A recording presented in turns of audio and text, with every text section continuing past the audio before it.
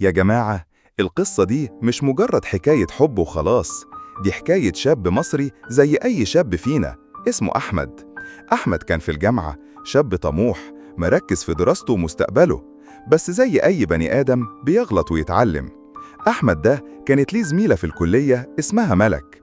ملك دي كانت زي نجمة في سما أحمد، عينه ما شافتش غيرها من أول يوم دخلوا فيه الجامعة.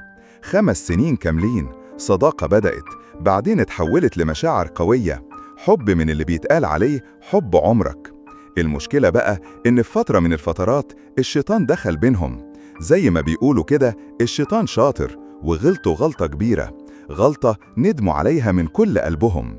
أحمد وملك كانوا ولاد ناس وبيخافوا ربنا، وده اللي خلاهم يحسوا بذنب كبير بعد اللي حصل.